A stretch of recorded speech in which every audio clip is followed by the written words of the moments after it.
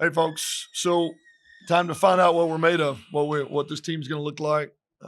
Had a good fall camp. I think the guys have worked really hard. We're relatively healthy. Still some bumps and bruises. We're trying to get healed up, but we're moving in the right direction. And it's going to be a huge test for us to start with. It's the environment is going to be chaotic. The team is built really, really well. Big, physical football team that we're gonna have to match, what they do, how they do it, but also try our best to play to our strengths, which is speed and quickness and tempo of play, and hopefully find a way to make them uncomfortable. But looking forward to it. We got a lot to find out about our group, and we've done enough against each other to kind of have an idea, but also still a ton of questions, and there's really no way to know until you go play a good opponent. We're gonna get that opportunity on Saturday. It's gonna get here really quickly. I feel like our guys have prepared the right way. We're narrowing things down, trying to simplify to make it as easy as possible for them to just go out and react and play. And hopefully that'll be an edge if we can protect the ball and play physical up front on both sides. Who knows? I mean, we've given them a plan to win. That's the goal. Go win, find a way. And we know that's a huge challenge against this particular opponent. So, what questions do you have? Jason Walker with Cash Valley Daily. Just you're looking at some injuries, from fall camp, or what guys maybe still banged up or looking to come back this week, like Sturzer, Switzer, and a couple others. How are they doing? Yeah, Switz is back in playing every down at this point. Well, we held him, longer probably than he wanted to be held, but we wanted to be smart. He's had a good last week or so. Stirs is going to be probably another week or two at minimum with him. His is a little bit more significant. We did lose Amari Kiki for the season with the shoulder surgery. It's going to be needed. He was in the too deep, I think, when he went down, so we're going to do without him. But luckily, we've got guys back there in the back end that can be helpful. I think the guys that are just questionable, we're still waiting on is Halle ready to go? Is Brock Lane ready to go? Those are day to day conversations. If we played today, they wouldn't be, but they're both moving in the right direction and quite possibly could be ready to play on Saturday. So we'll just have to see that go how that goes. Otherwise, we're like everybody else. We're coming over some or getting over some bumps and bruises from fall camp, but nothing that should linger all season. Coach Al from KVNU, looking at the two deep that Doug put out today, it looks like the new players in the secondary are some of the real spots where they have really stepped up. Would you agree with that? And go on a little bit about that. Yeah, I mean, we knew that was necessary. We were thin back there to begin with through attrition and graduation and injury and all the above. We knew that was a place we had to make up some ground. Excuse me. Felt like that we targeted some twitchy, long, fast individuals, some of which have played, and they have immediately stepped in and helped us. Now I think you're building off of Switz, Ike, and Mike Anwanyu. I mean, those three guys give you what we feel like are some veteran snaps, but there's a lot of bodies to choose from in the back end that can contribute. The ability to get into dime, get into nickel, played several different packages with guys on the field. We've been pleased with a lot of those guys, and at this point, who really settles in and makes the plays we need them to make in a live setting on game day. But we've seen sparks and flashes from a lot of them. Simeon Harris, Francois, Gate, Javar. I mean, there's a bunch of dudes out there, and we're much closer to having Jalen Martin available as well. We've been waiting on one transcript with a grade posted for him to get started too. So I feel like we're going to need all those guys as the season goes on. Coach Patrick Mayhorn with the Egg Ship. I'll ask about another addition on the depth chart defensively. Paul Fitzgerald, as a redshirt freshman, listed as a starter. What has he done this offseason to sort of solidify himself there? Well, just got consistently better. We knew he was twitchy. I thought he showed up some last year, just in our work, not so much on the field in a game, but when we went into the spring, you saw this kind of change in him. Physically, he's built the right way. He's getting more and more confidence, and we needed him to step up. And we're going to play a lot of guys at really all the positions defensively, and his is no different.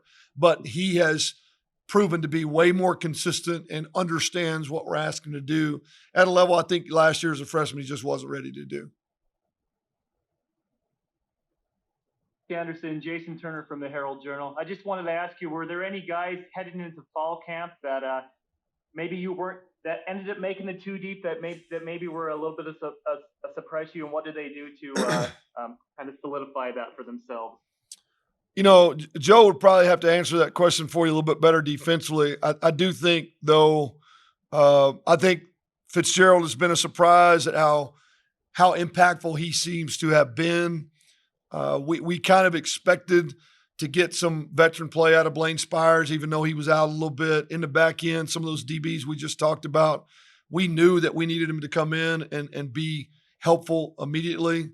But I think you'd have to ask him a little bit more about that defensively. My eyes have kind of been focused on the other side. Offensively for us, I would say that going into fall camp, we didn't really know exactly what to expect from Maui at the interior spot, guard and center. He has made an impact. He's not necessarily a starter right now, but clearly in our top 8 and could go in at center or guard, and has been a guy that has been a spark, a bright spark for us. Razul Faison, we knew what we were going to get from Devon Booth. We knew what we would get from Robert Briggs. Razul has been a spark to give us kind of that 1, 2, 3 punch. And I think we've seen that wideout group really just kind of progress. We've seen Micah stand out. We knew he could. Colby Bowman. We've seen a couple plays at Arcellus. He just needs more reps. Kahanu Davis missed most of the spring, has had a really good fall camp.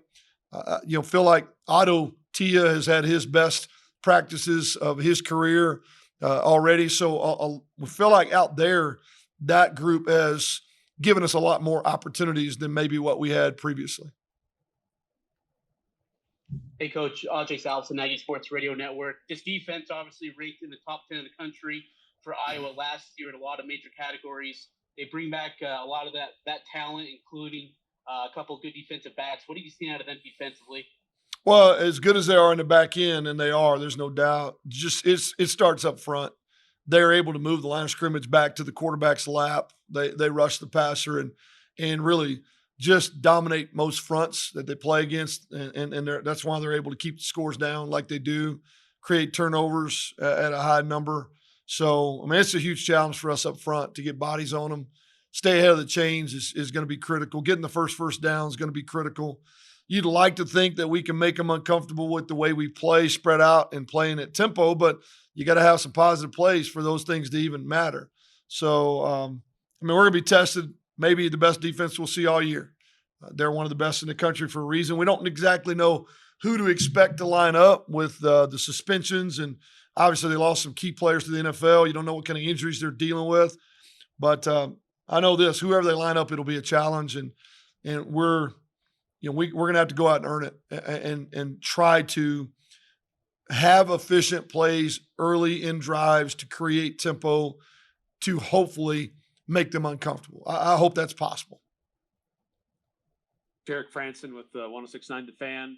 And with that, I guess there's a cloud over Iowa with that suspension. There's also some concern about who's going to be even available at the quarterback position.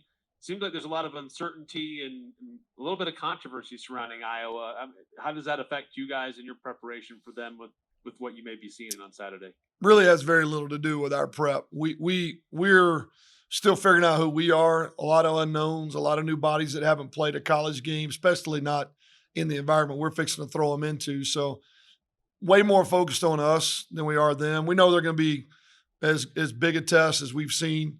We know they're going to be well coached. The environment's going to be chaotic.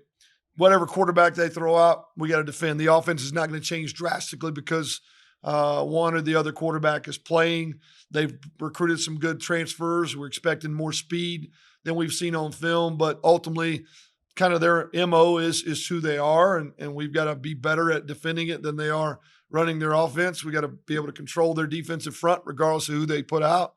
Suspensions and all that really can't play much of a factor. It'd be a challenge regardless, and we just got to play our best football. That's really the goal. Play our best football. If we do, it gives us a chance to win. If we don't, it's going to be a long trip. Andrew Hyde, KSL.com. How do you prepare your guys? A lot of inexperienced guys on the roster that haven't even played a game, like you said.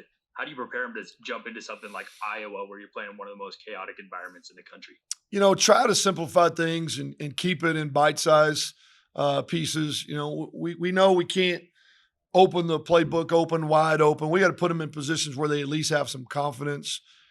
Do the best we can to simplify in a way that these guys can go out and play and react. If they're thinking it's going to be a long day, they can't be thinking. They got to be able to play with confidence and really just react and run to the ball. So I think that works the same way on both sides. Offensively, try not to overload these guys.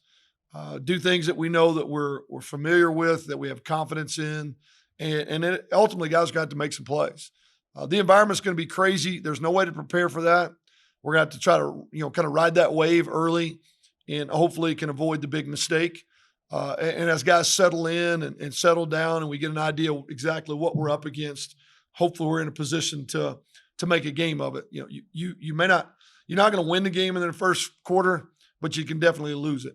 And so we just need to stay calm as best we can and organized and simple so we can play our best. It sounds simple and easy, much harder to do in practice because half this roster's not played a game here or definitely not played a game in this kind of environment. And we're going to see how we respond to it. Mayhorn, again, you've talked a lot this offseason about reducing turnovers. How are you feeling about that heading into the teeth of this defense? Well, we've done a good job in practice, but we haven't played those guys yet either. And that's something they're really good at doing. So I love the fact that we have prepared the right way and we have controlled and protected the ball in practices, in scrimmages. 2 scrimmages without a turnover, that's live football. Really can count turnovers on one hand. All fall camp. Spring was basically the same way. So we've prepared the right way. Now we got to go into a game against good bodies, a really well-built defense, and continue to practice those things. We got to be willing to throw the ball away. We got to be willing to dump the ball occasionally, secure the ball in traffic, and know that punting and kicking the ball is a good play. In a game like this, that's a win, not turning the ball over. Punting the ball, resetting the clock, and doing it again. We got to understand that's part of this. I hope we can do that. I think we've prepared the right way, but it's a completely different environment when you're out there playing against this style of defense and this caliber of defense. Jal Lewis again from KBNU. What do you see from this first team All-American guy, DeJong, back there in the secondary for them? Speed, range. Just when you have size, length, twitch, man, it makes it tough. They put them in positions to be good at what they do as well.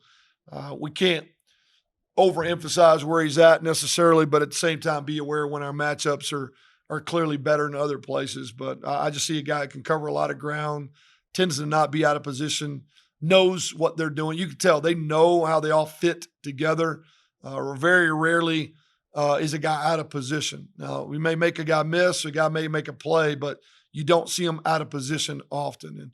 And when you've got that, that makes it really, really tough for us. And it still starts up front. They know they don't have to cover for a long, long time. The front's going to land. It's going to make it uncomfortable for a quarterback. And I think they're really good at being opportunistic.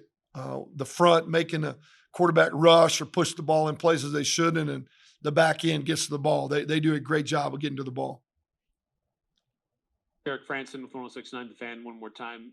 Week 0 kind of illustrated that these new clock rules have kind of reduced number of snaps and potentially how many opportunities you get in a game. What have you seen so far in that, and how has that changed anything with how you may be approaching the game?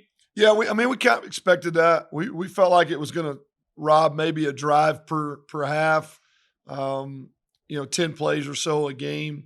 So I don't know that it'll change the way we call plays necessarily, but we do need to be respectful of opportunities are going to be limited. You normally would go into this kind of game anyway, knowing that their MO is to run the clock down and shorten the game and play ball control football. Your opportunities are going to be limited in this particular game with the clock and that style. It's going to be similar to playing a triple option team. You can't squander opportunities. Maybe instead of 14 drives, maybe you get 10 or 11. you got to be smart and be very opportunistic, be very deliberate. I think intentional. The first down is really, really important, and I think we've tried to make that emphasized, overly emphasized to our offensive players. Man, every yard counts. Moving the chains counts. You're just not going to get as many opportunities as you're used to. Hey, Coach Coach. Ajay Salveson again. How risky, I mean, with being on the road and such, when you're in the red area or like on the plus side of the field, I know your special teams struggled in that last scrimmage, but how much are you going to be relying on your offense to be able to convert maybe a 4th and 3 or a 4th down and short if you're in that red area instead of relying on the special teams, or do you? Well, I mean, I think that's what kind of success are you having moving the ball out in open field? Are you running the ball effectively? Are we struggling to run the ball? I mean, I trust our guys can put the ball through the uprights. Is it a field goal game or is it go for it? We've got them backed up. How is our defense playing? Are we making a punt? You know, you're a lot more prone to go for it on 4th down when you know your defense can get the ball back. Calculated but aggressive has always kind of been our approach, but not careless. So a lot of those things we'll figure it out early in the game. I mean, how are we handling the fronts on both sides, and does our defense have are they having a day where they feel like they're dialed up and really making it difficult on them to move the ball?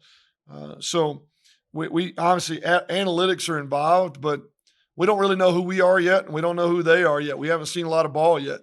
So some of these are going to be in-game decisions based off of just how our matchups look early in the process of the game. Jason Walker again, Cash Fly Daily. We talked a lot about Iowa's defense and the challenges it poses, but what have you seen out of the Iowa offense, and what the keys are when facing them? Really being able to match their physicality up front. They're going to bring the ball downhill, big running backs, multiple tight ends, fullback, H-back type guys, all of which can block and then catch the ball. They can be in any formation. A lot of eye candy. Very similar to what we've seen from Wyoming in the past. You've got to come downhill and be physical at the point of attack. That exposes you in the back end. And so defend the big shot, bottle up the run, make them uncomfortable. But that's a huge challenge. There's very few matchups across the front that are going to be in our favor, if any at all. So a lot of hats to the ball, tackle well, and make them snap it again. Hope that we can create some turnovers. We can get them off schedule, maybe benefit from some motion penalties and just early game mistakes, early season mistakes, and be opportunistic. But if you don't play physical ball, it's not going to matter. They're going to run it right down your throat and keep the clock running and keep us off the field. So it starts up front on both sides of the ball. Anderson, Jason Turner again. Iowa had 2 first-round draft picks in the latest draft, another second-rounder, another in the second round, another in the third. What does that say about the caliber of athlete that Coach Ferentz is recruiting and he and his staff's ability to develop players? Well, that doesn't surprise me. I don't think anybody that really pays attention to ball and the job he's done throughout his career, that shouldn't surprise you that you got that many NFL players. They coach really well. They got a great staff. A lot of those guys have been in place for a while. They're in an area where they can get solid players and develop them. So that doesn't surprise me. I would expect there's another handful of guys that are going to look just like that. They haven't played very much. They've just been waiting their opportunity, but really no surprise to me that they're producing those kind of players. Franson, just one more time. I know you're talking about their offense, but it seems to be there's a bit of a mandate for them to score more points and be a little bit more up tempo. Are you expecting to see something a little bit different out of Iowa than you've traditionally seen on the tape for Hawkeyes? Isn't there a mandate everywhere in the country to score more points? I mean, isn't that just kind of the standing order, score more than you did before?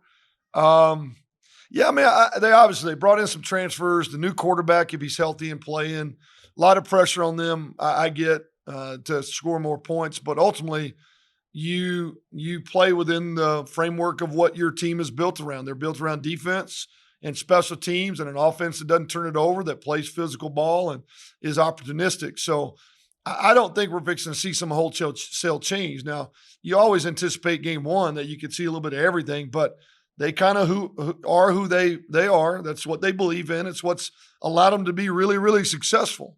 So, rally to what you can. We got to stop what we know they are about. Downhill, run the ball, play action pass, a lot of big bodies. If you don't stop that, none of the other stuff will matter. They won't even need it. We've got to make them uncomfortable, I think, before we see a lot of bells and whistles of an offense that obviously has been scrutinized, but they've still won a lot of games. They're still top 25 regardless. I would say lean on your strengths, and I think that's what they typically do. Anything else? It's all yours, Coop. Al Lewis from KBNU Radio. As I look at the two deep, it looks like about 8 or 9 receivers that are going to play or look like their plays and Orrs and all that stuff on the two deep. Do you feel that as you develop this receiver group here in fall camp that it's that way? Yeah. I mean, I haven't seen the official depth chart yet, but there's for sure 8 or 9 guys that can play and that know what they're doing. So I'm excited. Whoever's out there, I know I can trust to throw them the ball, can trust that they're going to find the open windows. And then really I feel like it's on me just to get them the ball. So I think we have a lot of playmakers in the receiver room, and now it's up to me to get them the ball. Jason Walker with Cache Valley Daily. Obviously, there's a lot of talk about Iowa's defense, how good it's is year over year. Just talk about the challenge of facing a defense like this, trying to score points against them. Yeah. For me, just watching film so far, I think it's not the most confusing defense I've ever seen. They really stick to base stuff. They just do it really well, which is what makes them so awesome every year. So I think I've played defenses that confuse me more, and as far as knowing where guys are going to be and what their responsibilities are, but I think they just do a really good job of not having any busts in coverage and being in the wrong place, and they have big, fast athletes that cover the field well. So I think I'm able to recognize coverage decently with them, but they just do a good job of doing what they're supposed to do.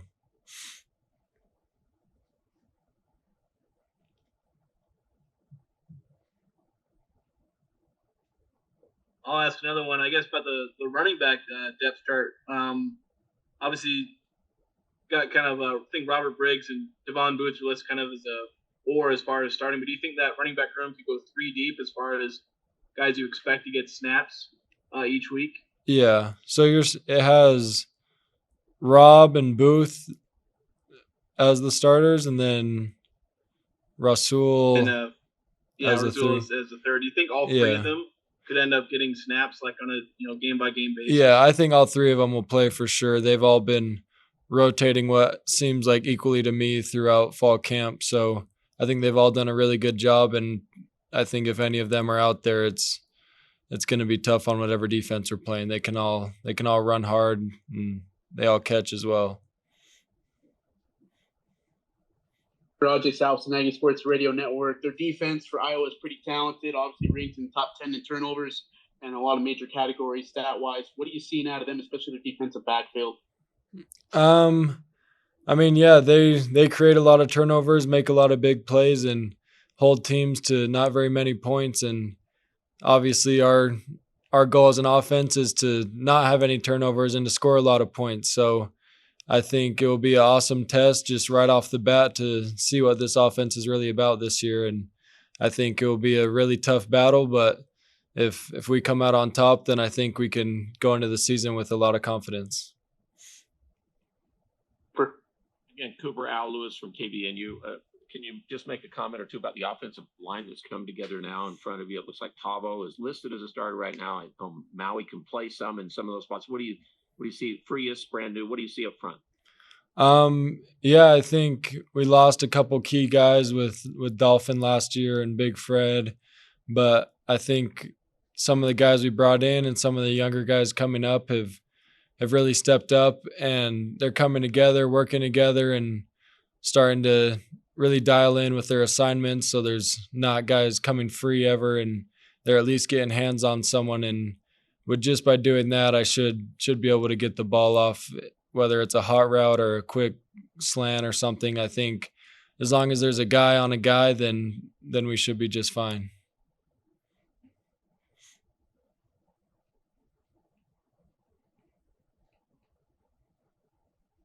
KSL.com.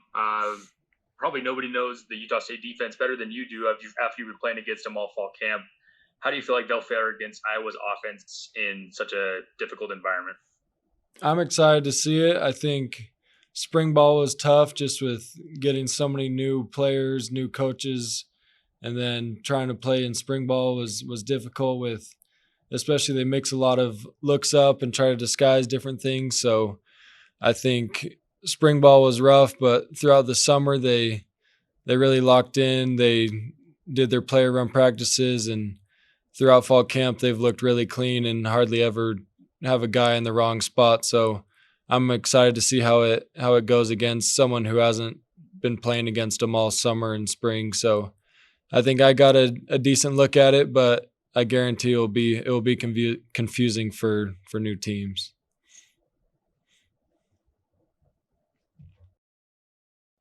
Jason Walker with Cache Valley Daily. Obviously, Iowa's offense isn't the most well regarded, but I guess just looking at them, what do you see from their offense that should present a challenge to you guys in this game? They're big. They're really big. They're really physical. They are who they are on offense. I feel like everybody knows that. They are who they are, and they're going to be who they're going to be. They're big. They're physical. They want to run the ball, and they're a play action shot team. They're confusing with a lot of the things they do, but in general, they're going to do what they're going to do. They are who they are. So they're big and physical, and that's a challenge for us because obviously, on paper, we're just smaller than they are on paper, but we bring a fly around, run to the ball, physical, tough, speed, fast mentality to our defense. So I think that'll be a challenge for them as well. Well, Al Lewis from KVNU here in Logan. Secondary has got the most new, it looks like, players who are going to play right off the bat. You and Ike and a bunch of new guys. Fill us in on what you see around you and how that has all worked to come together. Yeah, a lot of new faces this spring. A lot of young guys that are stepping up into new roles. You got like guys like Switz and Amar who are coming off of injuries. It's been a process from the spring to now. I mean, from the spring we had a couple guys, but in the summer is when we really did a lot of our recruiting and bringing new guys in. But I think they've done a great job. I think fall camp was really a step in the right direction. Guys got better every single day. You saw guys buying into the process and understanding the system and concepts and what we really want to do and who we want to be as a defense and raising the standard. So I mean, that's always good when you see new guys come in and contribute right away. So. There's going to be a lot of new faces on the field, but those guys have done a great job adjusting and kind of fitting into our defense. There a different feel on defense. I mean, are you playing your position differently with the new coordinator and everything? Tell us about. It's a different system. It's more of a complex system. We do a lot. We try to be multiple, as Coach C says. We are multiple on defense. We give offenses a lot of different looks, a lot of different coverages, a lot of different disguises. So it's different from last year. I mean, we were in press man most of the time last year, and this year will be a lot of the same. But we'll have a lot of change-ups for offenses, and they won't expect it. So it'll be fun. It's been fun playing this defense. I mean, I've had a lot of fun learning new stuff that I've never really done before. So. Playing this defense has been fun. The coaches have done a great job getting everybody bought into their system and what they're trying to do. So I think it's gonna be a fun season, and a lot of offenses are gonna be surprised with what we bring.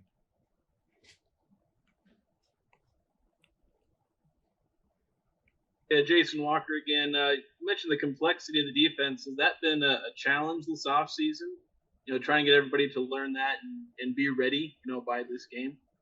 Yeah, it was. I mean, in the spring, it was really a challenge because it happened so fast. I mean, 2 weeks before spring ball, we had this coaching change and we didn't know what the defense was going to look like. So we had, those 2 weeks of really meetings, hardcore meetings and walkthroughs, every single day. And we get into spring ball, and it's the first time we get to run it. So it was a bumpy spring ball, but it was good to get stuff on film and go into the summer and knowing what we needed to work on and what we needed to reteach and walk through and all that stuff. So going into fall camp with a lot of new guys coming in the summer, that was also a challenge, getting those guys to be on the same page as us as a defense. But going into fall camp, I mean, we put a lot of work in the summer with our player run practices and our meetings and our walkthroughs.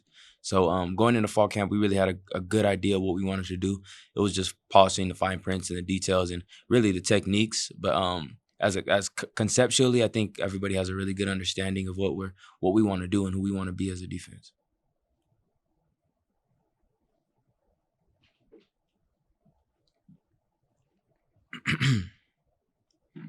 Any more? Well, Eric Franson, 169 The Fan. There's some uncertainty as to who their quarterback is going to be because they've had some injuries with their starter and even with their backup. Does that provide some opportunities for you guys in the secondary to create some confusion and opportunities for yourself? I don't think it matters who plays quarterback. Because like I said before, Iowa is going to be who Iowa is. They're going to do what they do, and I don't think their quarterback is who their quarterback is going to really change who they want to be. I do think it creates opportunities in terms of matchups. I think if we can, some quarterbacks you want them to stay in the pocket. Some quarterbacks you want to move, and I think it creates a challenge for their offense, knowing their personnel and what and that shortens their playbook a little bit. But for us, it doesn't change anything. I mean, we're not really we're not game planning on a certain quarterback playing or a certain quarterback not playing because we know the Iowa's offense is going to do what they're going to do, and they are who they are. They're going to try to run the ball first and foremost. So if we can stop the run and get them to throw the ball, then we're doing our job. But I don't think the quarterback is going to determine or change what we do on defense. I just think that they're going to be the same offense.